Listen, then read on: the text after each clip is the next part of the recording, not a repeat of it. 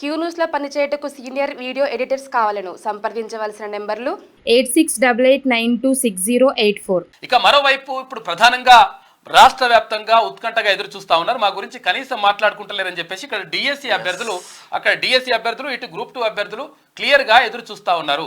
Q news లో ఇప్పుడు మేము ఈ విషయాలు చెప్పేసరికి అరే మా గురించి మాట్లాడతలేరు కనీసం అని అనుకుంటున్నారు. 100% దయచేసి మీకు చేతులు జోడించి చెప్తా ఉన్నాము రాష్ట్ర ప్రభుత్వానికి, దయచేసి ఈ గ్రూప్ 2 అభ్యర్థులకు సంబంధించి కానీ తర్వాత డిఎస్సి అభ్యర్థులకు సంబంధించి కానీ వాళ్ళ న్యాయమైనటువంటి డిమాండ్ అది. పాపం చచ్చిపోతా ఉన్నారు, తర్వాత మొత్తం కూడా నరాలు తిరిగే ఉత్కంఠ ఉన్నది వాళ్ళ దగ్గర. ఏం చేయాలనో అర్థమైతలేదు. ఇప్పుడు 18వ తారీఖు నాడు పరీక్షలు అంటే హాల్ టికెట్ డౌన్లోడ్ చేసుకుంటారు. హాల్ టికెట్ డౌన్లోడ్ చేసుకున్నా కూడా ఒరిగేది ఏం లేదు, పోస్ట్ పోన్ చేయండి. హాల్ టికెట్లు డౌన్లోడ్ చేసుకున్నారు కాబట్టి వాళ్ళు పరీక్ష రాయడానికి సిద్ధంగా ఉన్నారు అనేటువంటి కొన్ని మాటలు చెప్తా ఉన్నారు. ఇది కరెక్ట్ కాదు. ఎందుకనంటే అసలు యాక్చువల్ గా పరీక్ష పెడతారని చెప్పేసి చెప్తే హాల్ టికెట్ డౌన్లోడ్ చేసుకుంటారు. అయితే గతంలో మీరు ఒకసారి గత చరిత్రను కూడా ఒకసారి మీరు తిరిగి చూసుకోండి. వైఎస్ రాజశేఖర రెడ్డి గారు ముఖ్యమంత్రిగా ఉన్నప్పుడు అప్పుడు 50,000 పోస్టులతోటి ఇక్కడ ఉపాధ్యాయ పోస్టుల నియామకానికి కోసం నోటిఫికేషన్ జారీ చేసిన తర్వాత దగ్గరికి వచ్చిన తర్వాత ఒక 2 రోజులు ఉండగా మళ్ళీ ఆ నోటిఫికేషన్ని అంటే వాయిదా వేస్తూ నిర్ణయం తీసుకున్నారు. అంటే మనము పోస్ట్ పోన్ చేయడం పెద్ద విషయం కాదు, దానివల్ల ఎలాంటి న్యాయపరమైనటువంటి సమస్యలు రావు. తర్వాత ఇంకేంటంటే నిరుద్యోగులే కోరుకుంటున్నప్పుడు చేస్తే బాగుంటుంది. దయచేసి మంత్రులందరూ కూడా ఆలోచించండి, దయచేసి ఎమ్మెల్యేలారా మీరు చెప్పండి. తర్వాత ముఖ్యమంత్రి గారు నిజంగా కూడా నిరుద్యోగుల పట్ల సానుకూలమైనటువంటి దృక్పథంతో ఉండే వ్యక్తి ఆయన, నిజంగా నిరుద్యోగుల బాధలు తెలిసినటువంటి వ్యక్తి. ఎందుకంటే పాలమూరు బిడ్డ ఆయన కాబట్టి ఆయనకు అన్ని బాధలు తెలుసు. 100% ఆయన కూడా సానుకూలంగా స్పందించి ఇటు సీతక్క కానీ అటు భట్టి విక్రమార్క గారు కానీ తర్వాత ఇక్కడ దుద్దిల శ్రీధరబాబు గారు కానీ తర్వాత కోమటిరెడ్డి వెంకటరెడ్డి గారు కానీ మంత్రులందరూ కూడా అంటే పొన్నం ప్రభాకర్ గారు కానీ ఇక్కడ మంత్రులందరూ కూడా దీనిపైన ప్రధానంగా చర్చించండి దయచేసి. ఎందుకనంటే ఒక్క ప్రాణం పోయినా కానీ మనం తీసుకురాలేము. ఎందుకంటే చాలా ఆవేదనతో ఉన్నారు, చాలా కష్టాల్లో ఉన్నారు, చాలా బాధతో ఉన్నారు. గుండె నిండా బరువెక్కినటువంటి బాధతోటి కొన్ని వేల ఫోన్లు వస్తున్నాయి. ఆ ఫోన్లు లిఫ్ట్ చేయలేక చచ్చిపోతున్నాం. ఒకవేళ వాళ్ళని కొంచెం సీరియస్ అయితే వాళ్ళు బాధపడుతున్నారు. అన్నా మేము ఇంకా చివరి పరిస్థితుల్లో ఉన్నామన్నా, మేము ఏం చేయాలని అర్థమైతలేని చెప్తా ఉన్నారు. దయచేసి అర్థం చేసుకోండి. ఇది ఎవరి కోసమో ఎవరికో లబ్ధి ఏం పొందదు. 100% మీరు చేసినటువంటి ఏదైతే మంచి పని ఉన్నదో ఆ మంచి పని వాళ్లకు ఎవరికి నిరుద్యోగులకు మీరు అందించాలనుకున్నటువంటి ఫలాలు అందాలంటే 100% మీరు పోస్ట్ పోన్ చేయాల్సినటువంటి అవసరం 100% తక్షణమే ఉన్నది. కాబట్టి 1000% ప్రభుత్వం దీనిపైన 100% నిర్ణయం తీసుకోవాలి. ఇవాళ ముఖ్యమంత్రి గారి మీటింగ్ ఉందని తెలిసింది, తర్వాత ఇక్కడ ఐఏఎస్ అధికారులతో ఐపీఎస్ అధికారులతో ఉందని తెలిసింది. 100% అందులో ఇక్కడ ఐఏఎస్ అధికారులు ఎవరంటే ఇప్పుడు విద్యాశాఖ నుంచి కూడా ఉంటారు, తర్వాత ఇక్కడ టీజీపీఎస్సీ సెక్రటరీ కూడా ఉండే అవకాశం ఉంటుంది. కాబట్టి దయచేసి గ్రూప్ 2కు సంబంధించి కానీ తర్వాత ఇక్కడ ప్రధానంగా ఇప్పుడు డిఎస్సి అభ్యర్థులు మొత్తం కూడా మెంటల్ టెన్షన్ తోటి మొత్తం పిచ్చి అయిపోతున్నారు. కాబట్టి 100% డిఎస్సి అభ్యర్థులకు కానీ తర్వాత గ్రూప్ 2 అభ్యర్థులకు కానీ అంటే గ్రూప్ 2 గ్రూప్ 3 ఒకసారి నిర్వహించండి, ప్రాబ్లం ఏం లేదు. ఎందుకంటే అవి సేమ్ సబ్జెక్ట్ ఉంటుంది, ఒకటే సబ్జెక్ట్ ఉంటుంది. కానీ ఇక్కడ గ్రూప్ 2 వేరు, తర్వాత ఇక్కడ డిఎస్సి వేరు. కాబట్టి ఈ రెండు చదువుకోవాలంటే మేము ఏం చేయాలో అర్థమైతలేదని చెప్పేసి వాళ్ళు తీవ్రమైనటువంటి ఆవేదనతో ఉన్నారు. మరీ ఎందుకు చెప్తా ఉన్నామంటే తీవ్రమైనటువంటి ఆవేదనతో ఉన్నారు. మీ ప్రభుత్వానికి చెడ్డ పేరు వచ్చేటువంటి అవకాశం ఉంటుంది. ఏమాత్రం ఒక ప్రాణం కూడా ఒకవేళ కోల్పోయినా కానీ రాష్ట్ర ప్రభుత్వానికి చెడ్డ పేరు వస్తుంది. దయచేసి ఆలోచించండి. ఎందుకంటే దీన్ని అడ్వాంటేజ్గా తీసుకోవాలని చెప్పేసి బీఆర్ఎస్ భావిస్తూ ఉంది. కాబట్టి మీరు నిర్ణయం తీసుకోండి. దయచేసి ఇంతగా ఎందుకు చెప్తా ఉన్నామంటే ఆవేదనతో చెప్తా ఉన్నాం, బాధతో చెప్తా ఉన్నాం. ఎందుకంటే గ్రౌండ్ లెవెల్కి వెళ్ళి వాళ్ళ దగ్గరికి కలిసి వాళ్ళతో మాట్లాడినాం కాబట్టి చెప్తా ఉన్నాం. దయచేసి ప్రభుత్వం దీనిపైన ఇవాళ సానుకూలమైనటువంటి నిర్ణయం తీసుకోవాలి. 100% అక్కడ డిఎస్సి అభ్యర్థులకు కానీ ఇటు గ్రూప్ 2 అభ్యర్థులకు కానీ ఊరటనిచ్చేటువంటి ప్రకటన చేయాలి. దీనివల్ల రాష్ట్ర ప్రభుత్వానికి వచ్చినటువంటి నష్టం లేదు, లాభమే జరుగుతుంది. తర్వాత ఇంకొక విషయం చెప్తా, అసలు యాక్చువల్గా ఎందుకు పోస్ట్ పోన్ చేయాలి అట్లయితే 15 నుంచి ఏం చేసినరా పీక్తున్నారా ఇట్లా కూడా ఒక్కొక్క డైలాగ్ కొట్టినరు.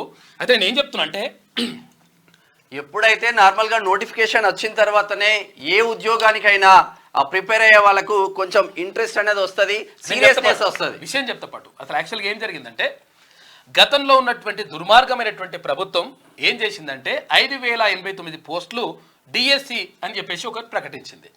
అంటే ఉపాధ్యాయ పోస్టులు 5,089 వేసింది. దీంతో అక్కడ ఉన్నటువంటి నిరుద్యోగులందరూ కూడా అరే మేము నష్టపోతున్నారా నాయన, మెగా డిఎస్సి ఏంటి కొంచెం పోస్టులు పెంచండి అని చెప్పేసి రోడ్ల మీదకి వచ్చిండ్రు. రకరకాలుగా ధర్నాలు అవన్నీ చేసినా కానీ గత ప్రభుత్వం పట్టించుకోలేదు, కేసీఆర్ దాని గురించి పట్టించుకోలేదు. 5,089 పోస్టులు వేస్తే ఇక అందులో ఏమైందంటే అసలు యాక్చువల్గా 5,089 పోస్టులు వేస్తే ఏమైంది, ఇప్పుడెందుకు 11,000 పోస్టులు వేస్తే ఏమైందని అనుకుంటే, ఇక్కడ 5,089 పోస్టులు ఉన్నప్పుడు అక్కడ స్కూల్ అసిస్టెంట్ పోస్టులు ఉంటాయి కదా, హై స్కూల్లో టీచర్ ఉంటాయి పోస్టులు ఉంటాయి కదా, స్కూల్ అసిస్టెంట్ పోస్టులకు సంబంధించి ఆ 5,089 పోస్టుల్లో పోస్టులు లేవు. దీంతో చాలా జిల్లాలో చాలా సబ్జెక్టులకు సంబంధించి 0% అక్కడ ఖాళీలు చూపించినాయి. అసలు ఖాళీలే లేవు, తర్వాత రిక్రూట్మెంటే లేదు. దాంతో అసలు యాక్చువల్గా ఏమైందంటే ఈ ఎవరైతే స్కూల్ అసిస్టెంట్కు ప్రిపేర్ అవుతున్నటువంటి బీఎడ్ అభ్యర్థులు ఉంటారో వాళ్ళకు డిఎడ్ పాపం ఇది కూడా లేదు, ఏది ఎస్జిటి అవకాశం కూడా లేదు. అయితే దీంతో ఏమైంది, వాళ్ళు ఏం చేయాలో అర్థం కాని పరిస్థితుల్లో క్వశ్చన్ మార్క్ లెక్క వెళ్ళిపోయిన తర్వాత ఇక ఆ తర్వాత ఇప్పుడు రాష్ట్ర ప్రభుత్వం ఏర్పాటు అయ్యింది, కాంగ్రెస్ ప్రభుత్వం అధికారంలోకి వచ్చింది, చాలా సంతోషపడ్డారు. ఎందుకంటే నిరుద్యోగులకు 2 లక్షల ఉద్యోగాలు ఫిల్ చేస్తా అని చెప్పేసి ముఖ్యమంత్రి గారు చెప్పిండ్రు. నిజంగా అన్నట్టుగానే ఆయన జాబ్ క్యాలెండర్ కూడా ప్రకటిస్తా ఉన్నారు. మీరు చేసేటువంటి కార్యక్రమాలన్నీ చాలా బాగున్నాయి, అది నిరుద్యోగులు దాని పట్ల హర్షం వ్యక్తం చేస్తూ ఉన్నారు. కాకపోతే ఏంటంటే ఇప్పుడు ఏమైంది, అక్కడ తర్వాత ఏమైందంటే ఈ 5,089 పోస్టుల నుంచి 11,064 పోస్టుల 11,000 చిల్లర పోస్టులు పెంచిన తర్వాత ఏమైందంటే ఆయా జిల్లాల్లో అక్కడ ఏది స్కూల్ అసిస్టెంట్ పోస్టులు ఏవైతే ఉంటాయో అక్కడ ఒక దగ్గర 3, ఒక దగ్గర 4, ఒక దగ్గర 2 ఇట్లా పోస్టులు వచ్చినాయి. అయితే దాంతో అప్పటి వరకు ఆ స్కూల్ అసిస్టెంట్గా ప్రిపేర్ కావాలని అనుకోనటువంటి ఎవరైతే డిఎస్సి అభ్యర్థులు ఉంటారో ఆ తర్వాత ప్రిపేర్ కావాలని చెప్పేసి నిర్ణయం తీసుకున్నారు. ఎప్పుడు వచ్చింది ఈ నోటిఫికేషన్ అంటే మార్చిలో వచ్చింది. మార్చిలో నోటిఫికేషన్ వచ్చిన తర్వాత ఏమైంది, ఎంపీ ఎలక్షన్స్ వచ్చినాయి. ఈ ఎంపీ ఎలక్షన్స్ వచ్చిన తర్వాత ఎంపీ ఎలక్షన్స్ దాకా కొంత టైం పోయింది. ఆ తర్వాత ఏమైంది, టెట్ నోటిఫికేషన్ వచ్చిండ్రు. ఈ టెట్ నోటిఫికేషన్ వేసిన తర్వాత ఏమైంది, టెట్కు ప్రిపేర్ అవ్వకుంటూ వచ్చిండ్రు. టెట్కు ప్రిపేర్ అయ్యకుంటూ వచ్చిన తర్వాత మొన్న ఎగ్జామ్ అయిపోయింది, రిజల్ట్ కూడా ఇచ్చిండ్రు. అయితే టెట్కి తర్వాత డిఎస్సికి మధ్య కేవలం 35 రోజులు మాత్రమే టైం ఉన్నది. దీంతో ఏమైతుందంటే అసలు యాక్చువల్గా టెట్ సిలబస్ వేరు, తర్వాత ఇక్కడ డిఎస్సికి సంబంధించినటువంటి సిలబస్ వేరు. కాబట్టి ఈ 35 రోజుల టైంలో ఒక 7-8 పుస్తకాలు పెద్ద పుస్తకాలు చదవాలంటే అంత ఈజీ కాదు. చదవడమే కాదు, అవన్నీ కూడా ప్రతి పాయింట్ కూడా గుర్తు పెట్టుకోవాల్సినటువంటి అవసరం ఉంటుంది. ఇది లక్షలాది మంది రాస్తున్నటువంటి ఈ కాంపిటీషన్లో వాళ్ళు ఉద్యోగం కొట్టాలంటే చాలా సీరియస్గా ప్రతి విషయాన్ని కూడా ప్రతి అంశాన్ని ఇక్కడ కరెంట్ అఫైర్స్ కానీ, తర్వాత ఇక్కడ జనరల్ ఇంగ్లీష్ కానీ, తర్వాత ఇక్కడ సబ్జెక్ట్ కానీ, ఇక్కడ మెథడాలజీ కానీ, తర్వాత ఇవన్నీ కూడా చదువుకోవాల్సి ఉంటుంది వాళ్ళు. తర్వాత ఇక్కడ సైకాలజీ చదువుకోవాల్సి ఉంటుంది, ఇవన్నీ కూడా టీచింగ్ యాప్టిట్యూడ్ చదువుకోవాల్సి ఉంటుంది. వీటన్నిటినీ చదువుకోవాలంటే ఇక్కడ ఎడ్జిటీలు కానీ, తర్వాత ఇక్కడ స్కూల్ అసిస్టెంట్లు కానీ ఇట్లా చదువుకోవాల్సి ఉంటుంది. ఈ చదువుకోవాల్సినటువంటి టైం వాళ్ళకు లేకపోవడం వల్ల ఇక్కడ డిఎస్సి తర్వాత టెట్ సిలబస్ వేరు కావడం వల్ల వాళ్ళు చదవలేకపోయినరు. కాబట్టి మేము ఆవేదన చెందుతా ఉన్నాం, నరాలన్నీ కూడా తెగిపోతా ఉన్నాయి, ఏం చేయాలో అర్థమైతలేదు. కాబట్టి 100% వాయిదా వేయాలని చెప్పేసి వాళ్ళు కోరుతా ఉన్నారు. అక్కడ డిఎస్సికి సంబంధించి కానీ, తర్వాత గ్రూప్ 2కి సంబంధించి కూడా కొంతవరకు సానుకూల నిర్ణయం వచ్చినట్టుగా తెలుస్తా ఉంది, నిర్ణయం అంటే తీసుకుంటున్నట్టుగా.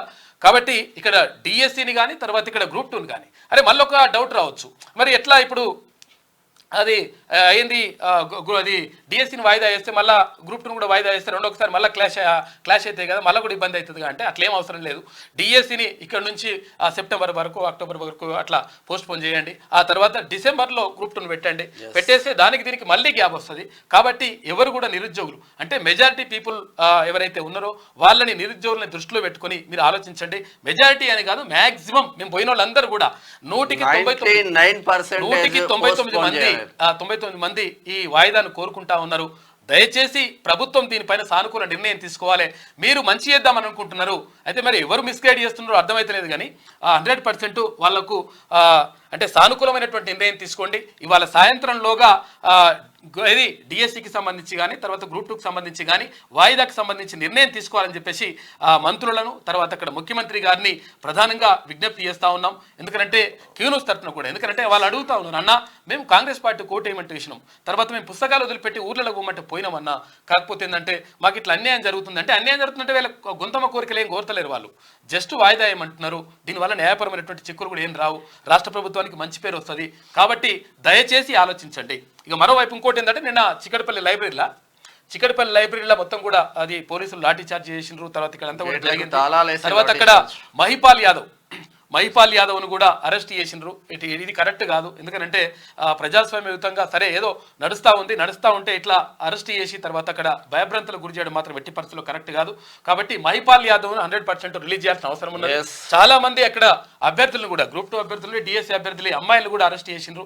తర్వాత ఇది కరెక్ట్ కాదు. ఎందుకంటే గత ప్రభుత్వం ఇటువంటి చర్యలు చేపట్టడం వల్లనే గత ప్రభుత్వానికి నష్టం జరిగింది. మొత్తం మీద కుడిచిపోయినరు వాళ్ళు. కానీ ఇప్పుడున్నటువంటి ప్రభుత్వం మీరు నిజంగా కూడా చిత్తశుద్ధితో ఉన్నారు. ఆ చిత్తశుద్ధిని నిరూపించుకోండి. దయచేసి అక్కడ నిరుద్యోగుల పట్ల సానుకూలమైనటువంటి నిర్ణయాలు తీసుకొని ఇటువంటి చర్యలకు చేపట్టకండి. ఎందుకంటే ప్రభుత్వానికి మంచి పేరు రావాలని చెప్పేసి మేము కూడా కోరుకుంటా ఉన్నాం. ఎందుకంటే గతంలో మొత్తం కూడా నష్టపోయినాం కాబట్టి చెప్తా ఉన్నాం. కాబట్టి దయచేసి దీనిపైన ఆలోచించాలి. ఎందుకంటే ఇంతసేపు ఎందుకు మాట్లాడుతున్నాడు ఏం కథ అంటే, ఎందుకంటే ఒక్క ప్రాణం పోయినా కానీ మనం తీసుకురాలేమన్నా. కాబట్టి దయచేసి ఆలోచించండి. మీరు మరీ ఒకసారి కావాలంటే మళ్ళీ ఇంటెలిజెన్స్ రిపోర్ట్ని తెప్పించుకోండి. సార్ ఒకసారి శివప్రసాద్ రెడ్డి సార్ కొంచెం మీరు దయచేసి ఒక్కసారి మీరు వెళ్ళి చెప్పండి. కింద జరుగుతున్నటువంటి ఏదైతే గ్రౌండ్ లెవెల్లో ఉన్నటువంటి పరిస్థితిని దయచేసి వివరించి ఆ గ్రూప్ 2 అభ్యర్థులకు సంబంధించి కానీ తర్వాత డిఎస్సి ప్రధానంగా అభ్యర్థులకు సంబంధించి కానీ నిర్ణయం తీసుకోవాలని చెప్పేసి మనస్ఫూర్తిగా కోరుతా ఉన్నాం. దయచేసి నిర్ణయం తీసుకుంటారని చెప్పేసి చేతులు జోడించి నమస్కరిస్తున్నాం. ఇది ఇట్లా ఉంటే నిన్న సీఎం రేవంత్ రెడ్డి అధ్యక్షతన మంత్రుల మీటింగ్ జరిగింది. దాంట్లో ఎమ్మెల్సీ తీన్మార్ మల్లన్న కూడా పాల్గొన్నాడు. తీన్మార్ మల్లన్న కూడా పదే చెప్తా ఉన్నారు. కోదండరామ్ సార్ కూడా పదే చెప్తా ఉన్నారు, డిఎస్సి ఒకటి వాయిదా వేయండి, విద్యార్థుల కోసం మీరు వాయిదా వేయండి, చేసే మంచి పని చేస్తా ఉన్నారు కానీ వాళ్ళని ఇబ్బంది పెడతా ఉన్నారని నిన్న సీఎం తో కూడా మాట్లాడినట్టు తెలుస్తా ఉంది. అన్న కూడా మీకు తీన్మార్ మల్లన్న క్లియర్ గా ఉన్నాడు. తీన్మార్ మల్లన్నకి అటువంటిది ఏం లేదు. ఎందుకంటే తీన్మార్ మల్లన్నే కాదు ప్రభుత్వం కూడా క్లియర్గా ఉంది. కానీ మిస్లీడ్ చేస్తున్నారు ఎవరు, అది అర్థమైతలేదు. కాకపోతే తీన్మార్ మల్లన్న ఎప్పుడు కూడా నిరుద్యోగుల పక్షాన్నే ఉంటాడు, విద్యార్థుల పక్షాన్నే ఉంటాడు, బాధితుల పక్షాన్నే ఉంటాడు. ఇది 100% కరెక్ట్. కాబట్టి దయచేసి అర్థం చేసుకోండి. లెటర్ ఇస్తే ఏమైందంటే ఒక ఎమ్మెల్సీ లెటర్ ఇచ్చిందంటే ప్రభుత్వంలో ఉండి ప్రభుత్వానికి లెటర్ ఇస్తే ఎంత ఇంపాక్ట్ పడుతుందో ప్రభుత్వానికి తెలుసు తప్ప మీకు 100% చిత్తశుద్ధితో ఉన్నారు. ప్రభుత్వం కూడా అట్లనే ఉన్నది. మరి ఏదో కొంచెం రిపోర్ట్ ఏదో ప్రాబ్లం ఉన్నట్టుంది, ఎవడో మిస్లీడ్ చేసిండ్రు. కాబట్టి దాన్ని జాగ్రత్తగా ప్రభుత్వం ఆలోచించి సానుకూలమైనటువంటి నిర్ణయం తీసుకోవాలని చెప్పేసి విజ్ఞప్తి చేస్తున్నాం. మీకు వార్తలు రాయడం, విశ్లేషణ చేయడం వచ్చా? అన్యాయాన్ని ప్రశ్నించడం తెలుసా? ఇంకెందుకు ఆలస్యం? క్యూ న్యూస్ మిమ్మల్ని ఆహ్వానిస్తుంది. క్యూ న్యూస్లో పనిచేయటకు అనుభవం గల కంటెంట్ రైటర్స్ కావాలను సంప్రదించవలసిన నెంబర్లు 8688926084.